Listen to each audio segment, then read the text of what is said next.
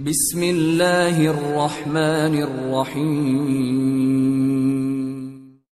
جواب میں بڑی تفسیر کے ساتھ سموقان نے شمالی لبنان کے بادشاہ عطانا کے بالبک کے حکمران لوگ الباندہ پر حملہ آور ہونے، اس کی مملکت پر قبضہ کرنے، اس کی حسین و جمیل بیٹی ایلم، اس کے بیٹے عریش اور عریش کی منصوبہ اراتا کو ساحر انو کے حوالے کرنے اور انو کے ان تینوں کی زندگیوں کو انسانی اور حیوانی دو حصوں میں تقسیم کرنے سے متعلق تفصیل سے آگاہ کر دیا تھا، اور ساتھ ہی اسے یہ بھی بتا دیا تھا کہ وہ انو سے ایلم، عریش اور اراتا تینوں کو رہا کروانا چاہتا ہے۔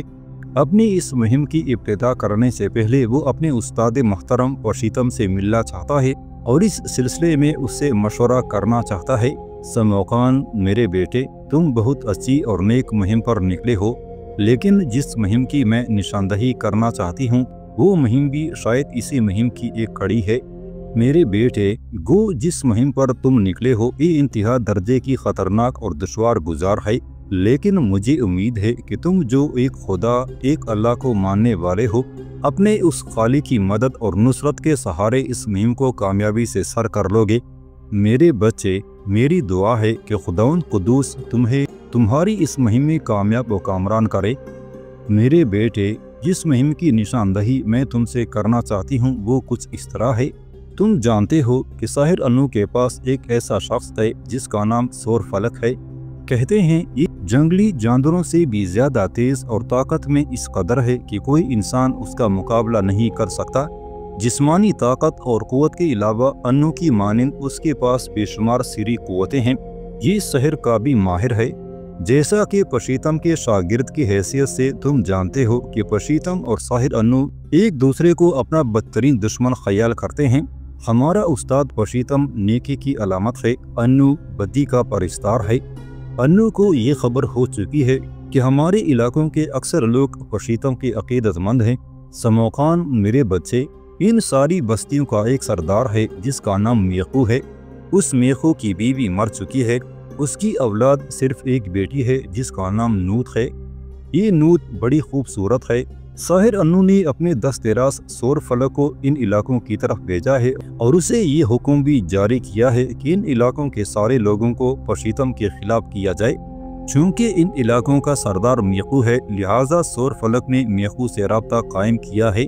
وہ گزشتہ 2 دن سے میخو کے ہاں مقیم ہے اور میخو کو اس بات پر آمادہ اور تیار کرنے کی کوشش کر رہا ہے کہ وہ یہاں کے رہنے والے لوگوں سے کہے کہ وہ پشیتم سے اپنی ارادت مندی ختم کر کے اپنا پیشوا انو کو تسلیم کر لیں اور انو کو اپنا بہترین دوست اور پشیتم کو اپنا بدترین دشمن خیال کریں۔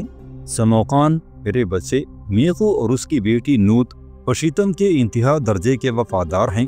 ابھی تک وہ سور فلک کی باتوں میں نہیں آئے، نہ اس کا کہا انہوں نے مانا ہے۔ میرا خیال ہے سور فلک یہاں زیادہ دیر تک انتظار نہیں کرے گا، 1-2 دن وہ شاید دیکھے، اور اگر میخو اور اس کی بیٹی نوت نے اس کا کہا نہ مانا تو مجھے ڈر اور خطرہ ہے کہ وہ ان دونوں کو یہاں سے اٹھا کر لے جائے گا۔ تم جانتے ہو کہ سور فلک بے پناہ قوتوں کا مالک ہے، لہٰذا کوئی بھی میخو اور اس کی بیٹی نوت کی مدد نہیں کر سکے گا۔ میرے بیٹے، میں سمجھتی ہوں کہ تم بڑے اچھے وقت پر آئے ہو۔ اپنی مہم پر روانہ ہونے سے پہلے تم میخو کے ہاں جاؤ اور سور فلک سے اس کی جان چھڑاؤ، ورنہ یاد رکھنا اگر اس موقع پر سور فلک کے خلاف ان لوگوں کی ہم نے کوئی مدد نہ کی تو پھر یقین رکھنا کہ سب لوگ سور فلک کے دباؤ اور میخو اور نوت کے کہنے پر ہمارے استاد پشیتم کے خلاف ہو جائیں گے۔ میرے بیٹے، میں استاد محترم کے ملاح ارشا بنی کو اس کی طرف روانہ کرتی، لیکن ارشا بنی گزشتہ کئی دنوں سے استاد محترم پشیتم کی طرف ہی گیا ہوا ہے۔ شاید وہ 1-2 دن تک لوٹ کر آئے۔ چونکہ ارشا بنی یہاں نہیں ہے لہٰذا میں سور فلک کی ان حرکتوں کی اطلاع پشیتم کو نہیں دے سکتی۔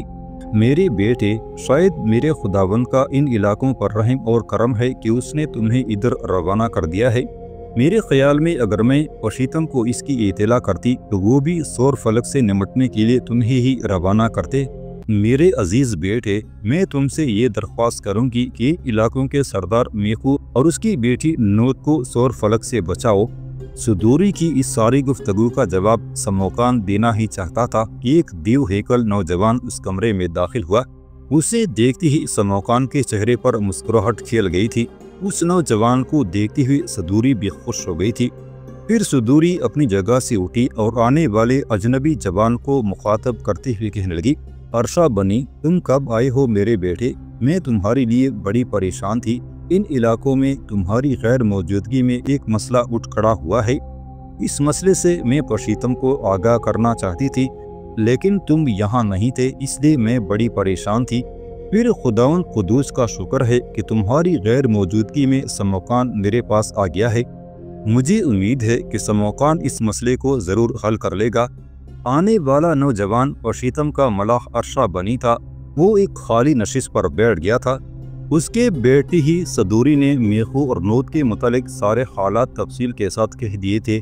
जवाब में अरशा बनी बोल पड़ा, सदूरी खातून मोहतरम, अब सोर फलक मेखू और उसकी बेटी नोट पर ज्यादती करना चाहता है तो इसकी इतरा पशीतम को करना ज़रूरी नहीं है। हमारा भाई समोकान यहाँ पहुँच चुका है। मेरे ख्याल में ये बड़ी एहसन तरीके से सोर फलक से निमट लेगा।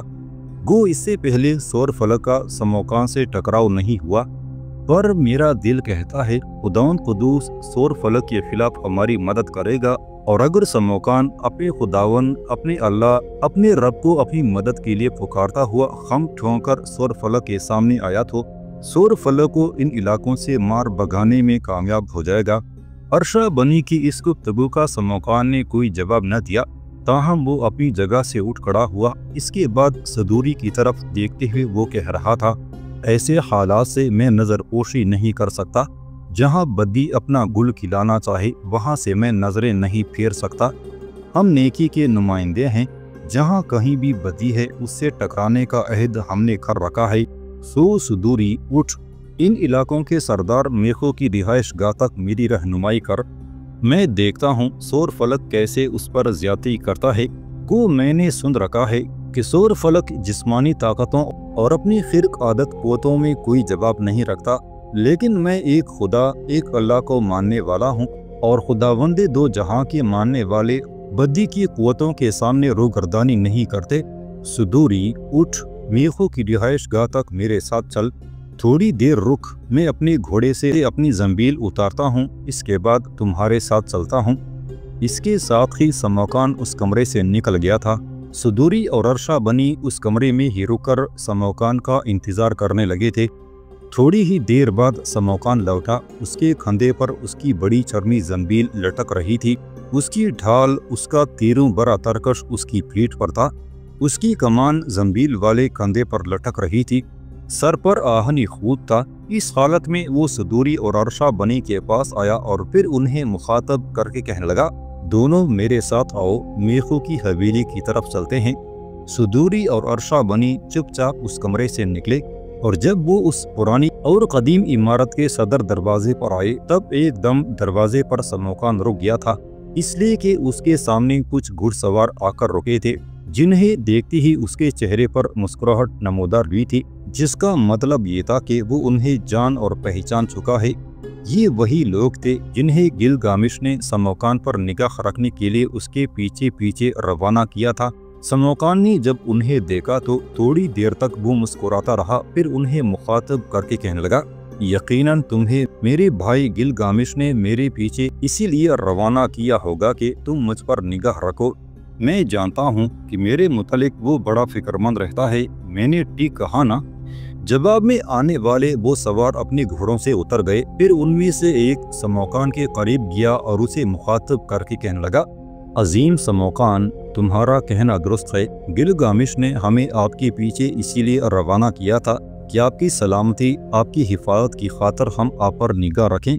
जवाब में समोकान ने उन्हें उन सारे हालात की तफसील बता दी थी जो सदूरी ने उससे कहे थे। इस पर वो सारे सवार समोकान के गिर्द जमा हो गए। फिर वो कहने लगे, मुख्तरम समोकान, हम अपने घोड़ों को इस कबीले के अंदर बांध लें, फिर हम भी आपके साथ चलते हैं।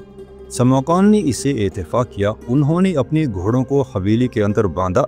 समोकान ने इसे इत्तेफाक किया। उन्होंने अपने घोड़ों को हवेली के अंदर बांधा। फिर वो भी समोकान, सदूरी और अरशा बनी के साथ हो लिए थे। सदूरी की उस कदीम हवेली के अकबी हिस्से से थोड़ी ही दूर एक बस्ती शुरू हो गई थी। सब उस बस्ती में दाखिल हुए। फिर अरशा बनी और सदूरी एक हवेली के सामने खड़े हो गए।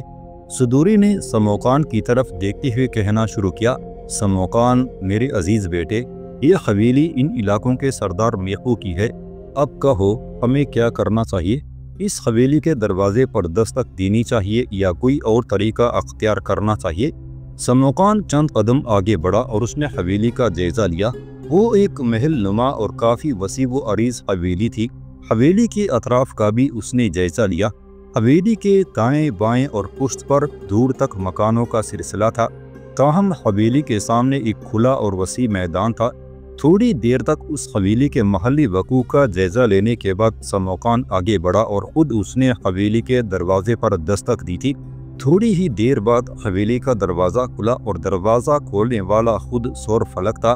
ان سب نے دیکھا وہ ایک دیو پھینک کر خوب کھڑے اور کسے ہوئے جسم کا جوان تھا۔ اپنے قد کھاٹ اور جسمانی ساخت میں وہ بالکل سموقان جیسا ہی تھا۔ دروازہ کھولنے کے بعد وہ تھوڑی دیر تک سموقان کو بڑی غور سے دیکھتا رہا، پھر پوچھنے لگا، تم کون ہو اور اس حویلی کے دروازے پر تم نے دستک کیوں دی ہے؟ سموقان نے ایک گہری نگاہ سور فلک پر ڈالی، پھر اس کی آنکھوں میں آنکھیں ڈالتے ہوئے کہنے لگا، اس حویلی میں میرا اکثر و بیشتر آنا جانا ہوتا ہے، پر اس حویلی میں تم مجھے اجنبی لگتے ہو۔ میں خود تم سے پوچھتا ہوں کہ تم کون ہو اور کس حیثیت سے تم نے حویلی کا دروازہ کھولا ہے؟ سردار میخو سے تمہارا کیا تعلق ہے؟ سور فلک نے ایک کھا جانے والی نگاہ سموقان پر ڈالی، پھر کہنے لگا، میرے سوال کا جو جواب تم نے دیا ہے اجنبی، ایسا جواب سننے کا میں عادی نہیں ہوں۔ سموقان کے چہرے پر تنزیہ سے مسکراہٹ نمودار ہوئی تھی اور کسی قدر گہری نگاہوں سے سور فلک کی طرف دیکھتے ہوئے وہ کہنے لگا، اجنبی، میں نہیں جانتا کہ تم کون ہو اور کس حیثیت سے تم نے اس حویلی میں قیام کر رکھا ہے، پر سنو، جو سوال تم نے کیا ہے ایسا سوال سننے کا میں بھی عادی نہیں ہوں۔ سموقان کی اس گفتگو سے سور فلک کے چہرے پر روح کی گہرائی تک انجانے سفر کی طرح غیظ و غضب پھیل گیا تھا۔ اس نے پھر کھا جانے والے انداز میں سموقان کی طرف دیکھا اور کہنے لگا، اجنبی، تیری بے ہنگم زہریلی باتیں، تیرا نفرت سے عبارت لہجہ، تیرا انداز گفتگو چھلکتی کرودھ کی لہو کی مانند ہے جسے میں نے یکسر ناپسند کیا ہے۔ یہاں تک کہنے کے بعد لمحہ بھر کے لیے سور فلک رکا، اس لیے کہ عین اس موقع پر سردار میخو اور اس کی حسین و جمیل بیٹی نوت وہاں آن موجود ہوئے۔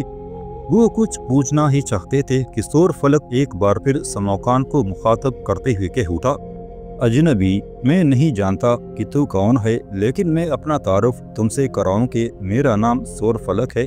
میں جب حرکت میں آتا ہوں تو ہر ایک کے لیے حدیث غمی انسان مسلسل عذاب کا لمحہ، دور تک پھیلی درد کی ریت اور بادلوں کے شور میں تشنہ لبوں کی پیاس بن جاتا ہوں۔ میں جب اپنے دشمنوں کی خلاف حرکت میں آتا ہوں تو ان کے دل کی رباب، ان کے تار انفاس پر ایسی ضرب لگاتا ہوں کہ انہیں توڑتا چلا جاتا ہوں۔ دوسری جانب جب سردار میخو اور اس کی بیٹی نوت دروازے پر آئے تو صدوری اور ارشا بنی نے انہیں آنکھ کا مخصوص اشارہ کیا، جس پر وہ کسی قدر مطمئن ہو گئے تھے۔ اس موقع پر سور فلک میخو کی طرف دیکھتے ہوئے سموقان کے متعلق کچھ پوچھنا ہی چاہتا تھا کہ سموقان پہلے ہی بول پڑا، اجنبی، سن، میرا نام سموقان ہے۔ میں اپنے چاہنے والوں کے لیے، اپنے حمایتوں کے لیے شعروں کے ملبوس معنی، پھولوں کی جوانی، رنگوں کی کہانی اور روشن رخ ایام جیسا قربانی دینے والا ہوں۔ سن، اپنے دشمنوں، اپنے مخالفوں کے لیے میں دھرتی کا سینہ پھیلا دینے والی سمندر کی وحشی آوازوں، اندھی کالی راتوں کے پلتے خوف اور بے اعتمادی کے دھوپ چھاؤں کا خونی کھیل بن جاتا ہوں۔ جواب میں سور فلک نے ایک مکروہ کہا لگایا، پھر اس کی کھولتی ہوئی آواز سنائی دی، اجنبی، لگتا ہے تو اپنی باتوں سے مجھے خوفزدہ کرنا چاہتا ہے، اور میں خود دوسروں کے لیے نفس میں چلکتے سورج کی تپش جیسا خوف بن جاتا ہوں۔ اگر میرے متعلق تفصیل سے سننا چاہتے ہو تو پھر غور سے سنو۔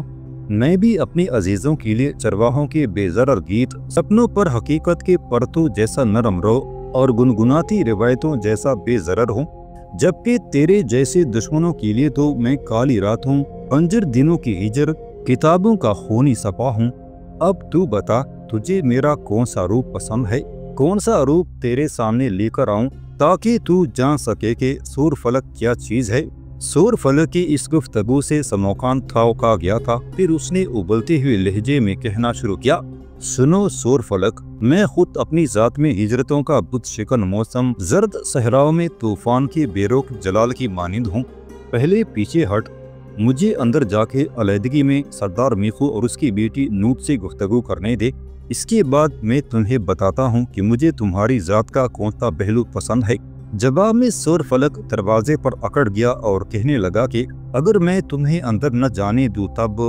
اس پر سموکان آگ کے کھولتے لابے کی شکل اختیار کر گیا تھا۔ ایک دم وہ حرکت میں آیا۔ اس نے ایسا زوردار دھکا سور فلک کو دیا کہ وہ لڑکھڑاتا ہوا پیچھے ہٹ گیا تھا۔ پھر سموکان حویلی میں داخل ہوا۔ اس کے پیچھے پیچھے سدوری، ارشابنی اور الگامش کے بھیجے ہوئے سارے مخبر بھی اس حویلی میں داخل ہو گئے تھے۔ جس وقت سموکان نے سور فلک کو زوردار دھکا دیا تھا اور سور فلک پیچھے ہٹ گیا تھا تو سموکان کی اس طاقت اور قوت کا اندازہ کرتے ہوئے لمحہ بھر کے لیے وہ پریشان ہوا تھا، سوچوں میں کھو گیا تھا کہ اس کی انہی سوچوں سے فائدہ اٹھاتے ہوئے سموکان سردار میخو اور نوٹ کے پاس گیا اور انہیں کہنے لگا، میں تم دونوں کا ہمدرد ہوں، میرا نام سموکان ہے، صدوری مجھے سارے حالات سے آگاہ کر چکی ہے، تم دونوں فکر مند نہ ہونا، میں تمہاری مدد کے لیے پہنچ گیا ہوں، تم میرے استاد محترم پشیتم کا ہی عقیدت مند رہنا، سور فلک تمہارا کچھ نہیں بگاڑ سکتا، تمہیں پریشان ہونے کی ضرورت نہیں ہے۔ یہاں تک کہتے کہتے سموکان کو رک جانا پڑا، اس لیے کہ اتنی دیر تک سور فلک سنبھل کر قریب آیا اور قہر بھرے انداز میں سموکان کی طرف دیکھتے ہوئے کہنے لگا، اجنبی، میں جانتا ہوں کہ تو اپنا نام سموکان بتا چکا ہے، تیرے رویے نے یہ ثابت کر دیا ہے کہ تیرا میرا ٹکراؤ ضرور ہوگا، تجھ پر وارد ہونے سے پہلے، تجھ پر ضرب لگانے سے قبل، تیرا ستیہ ناش کرنے سے پہلے، تیرا حلیہ، تیرا چہرہ، تیرا جسم بگاڑ دینے سے پہلے بتا تو کون ہے، کہاں سے آیا ہے، تیرے حسب نسب کی کیا حیثیت ہے، تاکہ میں جانوں میرا دشمن کون ہے اور مجھے کیسی اذیت سے اسے مارنا ہے۔ سردار میخو اور اس کی بیٹی نوٹ سے ذرا ہٹ کر سموکان سور فلک کی طرف متوجہ ہوا اور بڑی نرم روی سے کہنے لگا، سور فلک، تو میرا نام تو جان چکا ہے، رہی بات حسب نسب اور حیثیت کی، تمہیں ایک ایسے آقا کا غلام ہوں جو بڑا مہربان ہے، میں ایک ایسے مالک کا بندہ ہوں جو صرف نوازنا جانتا ہے اور مہربانی میں بڑا لاجواب ہے۔ سموکان کا یہ جواب سن کر سور فلک نے ایک مکروہ قہقہہ لگایا، پھر اس نے کھا جانے والے انداز میں سموکان کی طرف دیکھتے ہوئے درندوں کی سی غراہٹ میں کہنا شروع کیا، سموکان، میں نہیں جانتا تھا کہ تم اس قدر ذلیل، اس قدر حقیر، اس قدر پست اور اس قدر گھٹیا نکلو گے، غلام ہو کر میرے منہ لگتے ہو۔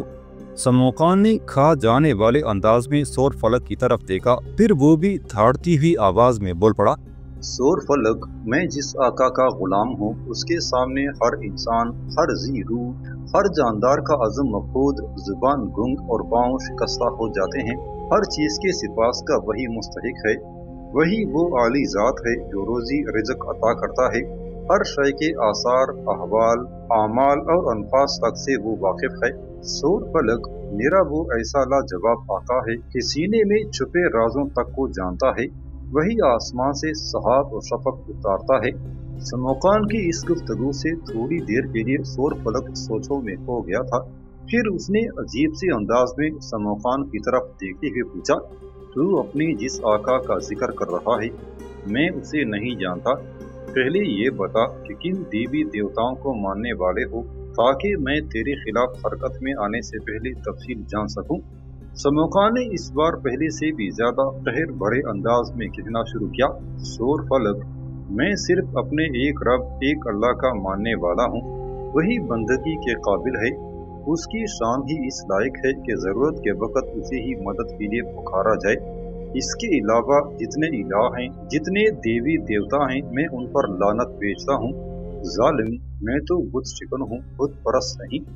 سور فلک نے ایک بار پھر سموکان کو مخاطب کیا، جس آقا کا تو ذکر کر رہا ہے اسے ذرا میرے سامنے تو لا تاکہ میں براہ راست اس سے گفتگو کروں۔ جواب میں سموکان نے ایک قہقہہ لگایا، پھر کہنے لگا، تو کیسا نادان، جاہل اور احمق ہے، وہ ایسا آقا ہے کہ کوئی بھی انسانی آنکھ اسے دیکھنے، اس کی ذات کا احاطہ کرنے کی جرأت، جسارت اور طاقت ہی نہیں رکھتی، وہ ہر جگہ موجود ہے، چھوٹے سے چھوٹے ذرے، بڑے سے بڑے پتھر و کوہستانوں تک کے احوال کو وہ جانتا ہے، انسان کے ذہن میں، اس کے شعور میں، لاشعور میں بھی جو خیال نہیں آئے ہوتے، میرا آقا، میرا وہ مالک ان کی بھی خبر رکھتا ہے۔ سموقان کی اس گفتگو سے سور فلک کے چہرے پر طنزیہ سی مسکراہٹ نمودار ہوئی تھی۔ تھوڑی دیر تک ایسا ہی سما رہا۔ سور فلک کچھ سوچتا رہا۔ اس کے بعد اس کی آواز سنائی دی۔